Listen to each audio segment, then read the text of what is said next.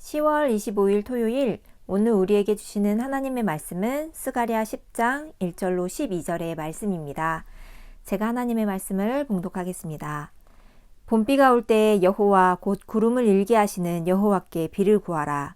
무리에게 소낙비를 내려서 밭에 채소를 각 사람에게 주시리라. 드라빔들은 허탄한 것을 말하며 복술자는 진실하지 않은 것을 보고 거짓 꿈을 말한즉 그 위로가 헛됨으로 백성들이 양같이 유리하며 목자가 없으므로 공고를 당하나니 내가 목자들에게 노를 바라며 내가 수점소들을 벌하리라. 만군의 여호와가 그 무리 곧 유다 족속을 돌보아 그들을 전쟁의 준마와 같게 하리니 모퉁이 돌이 그에게서 말뚝이 그에게서 싸우는 활이 그에게서 권세 잡은 자가 다 일제히 그에게서 나와서 싸울 때에 용사같이 거리의 진흙 중에 원수를 밟을 것이라. 여호와가 그들과 함께한즉 그들이 싸워 말탄 자들을 부끄럽게 하리라. 내가 유다 족속을 견고하게 하며 요셉 족속을 구원할지라.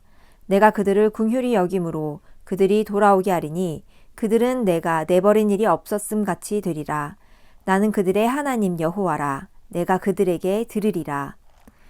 에브라임이 용사 같아서 포도주를 마심같이 마음이 즐거울 것이요 그들의 자손은 보고 기뻐하며 여호와로 말미암아 마음에 즐거워하리라.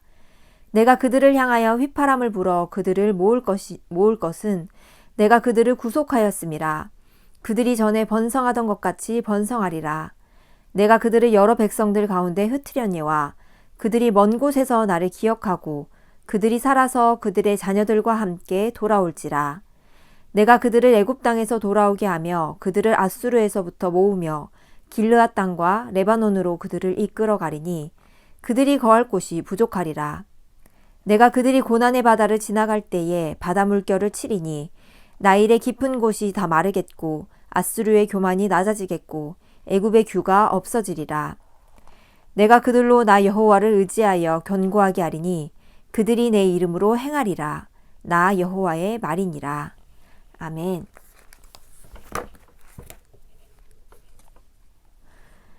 오늘 말씀은 하나님께서 이스라엘을 구원하실 것을 약속하고 계십니다. 그 이미지를 출애굽에 빗대어 말씀을 하시는데요. 우리는 어려움을 당할 때, 힘든 일이 있을 때 하나님을 부르고 기도합니다. 이 어려움에서 벗어나기를, 속히 고통스럽고 힘든 일이 사라지기를 간절히 부르짖습니다. 이스라엘도 애굽에서 노예 생활 당시 그랬죠. 그래서 출애굽 3장에서는 하나님께서 내가 애굽에 있는 내 백성의 고통을 분명히 보고 부르짖음을 듣고 그 근심을 알고 내가 내려가서 건져내어 젖과 꿀이 흐르는 땅으로 데려가겠노라고 말씀하셨지요. 마찬가지로 우리도 어려움이 있을 때 하나님을 향해 기도합니다. 이 상황이 나아지기를 바라는 마음으로 기도하는 것이지요. 그런데 하나님은 우리의 상황을 좋게 해주시는 것을 넘어서 더 깊은 차원으로 우리를 인도하십니다. 출애굽시킨 백성들에게 시내 광야에서 하나님께서 말씀하셨습니다. 너희가 제사장 나라가 되며 거룩한 백성이 되리라. 너희를 내 백성으로 삼고 나는 너희의 하나님이 되리라. 그저 어려움에서 건져내 주실 뿐만 아니라 나의 하나님이 되어주신다는 것입니다. 깊은 관계적 차원으로 우리를 부르십니다. 그러나 그 관계가 무너지자 이스라엘은 여러 전쟁에서 지고 여기저기로 흩어지고 말았습니다. 그러나 하나님은 다시 하나님의 약속을 기억하셔서 건져주시는 은혜를 보여주십니다. 그래서 오늘 말씀에서는 1절에 봄비가 올 때에 여호와 곧 구름을 일게 하시는 여호와께 비를 구하라 하십니다. 봄비는 6월에서 9월 사이에 내리는 추수 직전의 마지막 비입니다. 풍성한 추수를 위해서는 절대적으로 필요한 비이지요. 이것을 하나님으로부터 구할 것을 말씀하십니다. 너무나 당연한 말인 것 같지만 여전히 이스라엘은 드라빔이 우상이, 복술자가, 점쟁이가 비를 내려줄 거라 생각하며 하나님이 아닌 다른 우상에 기댔다는 것입니다. 그러나 비를 내려주시는 분은 오직 하나님이십니다. 비를 구하려거든 구름을 일게 하시는 여호와께 비를 구해야 합니다. 2절에서도 말하듯 드라빔과 복술자는 거짓 신들이기에 백성에게 전혀 위로를 줄 수 없습니다. 그래서 하나님께서는 목자들에게 노를 바라며 수렴소들을 벌할 것이라 말씀하십니다. 양들은 이끌어주는 목자 없이는 앞도 잘 보지 못하고 여기저기 흩어져 버립니다. 그래서 양들 사이에 수렴소를 둔다고 합니다. 염소들은 앞에 있는 지도자를 따라서 잘 가기 때문에 양들 사이에 있는 수렴소가 목자들을 따라서 잘 가면 나머지 수많은 양들이 그 뒤를 졸졸 잘 따라가게 되는 것입니다. 그러나 이 수렴소가 길을 잘못 가면 어떻게 될까요? 다른 양들도 길을 잃어버린 채 여기저기로 흩어져 버리고 마는 것입니다. 그래서 하나님께서는 잘못된 길로 인도하는 지도자들을 벌할 것이라 말씀하시는 것입니다. 이어 하나님께서는 유다 족속을 전쟁의 준마와 같게 하실 것이라 하십니다. 우상을 따를 때는 이런저런 전쟁이 따르는데 또 이로 인해 지고 비참히 포로로만 끌려가던 힘없는 이들이 하나님이 함께 하시니 전쟁의 준마가 됩니다. 건물을 지탱하는 가장 튼튼하고 중요한 돌인 모퉁이 돌이 됩니다. 천막을 지탱하는 말뚝이 되고 싸우는 활이 됩니다. 용사같이 거리의 진흙 중에 원수를 밟습니다. 이 모든 것은 5절에서 말씀하시듯 여호와가 그들과 함께 하시기에 가능한 것입니다. 이전에 나는 보잘것없고 힘도 없어 노예 생활, 포로 생활하는 이였다면 이젠 내가 변해서 전쟁의 준마같이 되는 것이 아니라 오로지 하나님께서 함께 하시기에 하나님께서 내 편이시기에 하나님의 일방적인 사랑하심으로 전쟁에서 용사가 되는 것입니다. 6절에서는 내가 유다 족속을 견고하게 하며 요셉 족속을 구원할지라. 내가 그들을 긍휼히 여김으로 그들이 돌아오게 하리니 그들은 내가 내버린 일이 없었음 같이 되리라. 나는 그들의 하나님 여호와라. 내가 그들에게 들으리라 말씀하십니다. 하나님과의 완전한 관계가 회복되는 것입니다. 일방적인 하나님의 사랑입니다. 찾아와 부르시고 기도하라 하십니다. 내가 그들에게 들을 것이기 때문입니다. 이런 하나님의 사랑 때문에 에브라임은 용사 같아서 포도주를 마심같이 마음이 즐거워지고 그들의 자손도 여호와로 말미암아 마음이 즐거워집니다. 하나님이 우리의 목자이십니다. 8절에서는 하나님께서 휘파람을 불어 우리를 모으십니다. 목자라는 것입니다. 이스라엘이 애굽과 아수르에서 돌아와 길르앗 땅과 레바논으로 이끌어가게 하십니다.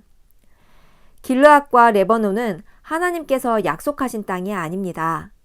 길르앗은 요단 동쪽이며 레바논은 약속의 땅 북쪽의 경계 밖입니다. 그러나 이 약속의 땅을 채우고도 넘쳐 흐르도록 많은 포로들을 귀환시키리라.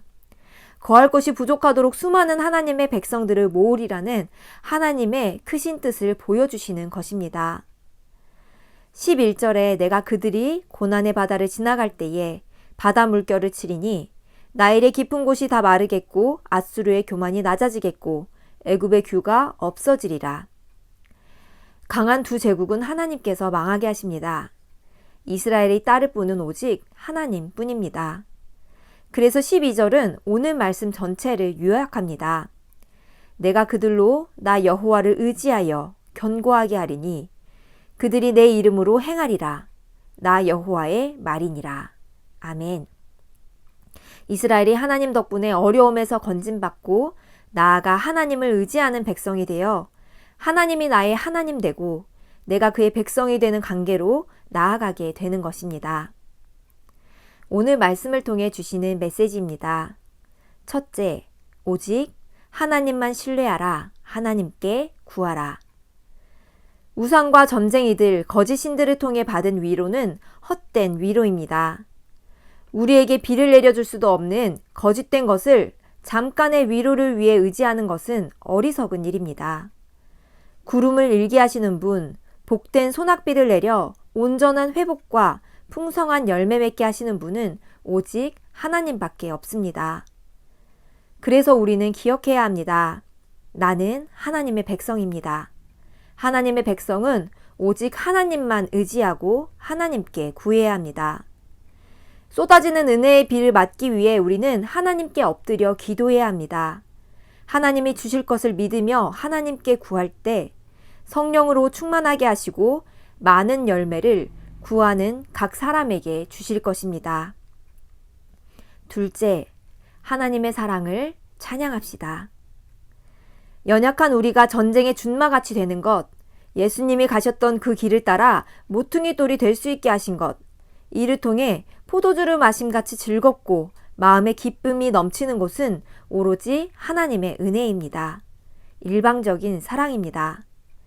지금도 휘파람을 불어 우리를 인도하시는 우리의 목자 하나님을 찬양하기 원합니다. 하나님이 우리의 목자 되어 주시기에 오늘도 우리는 두려움 없이 하루를 시작할 수 있습니다.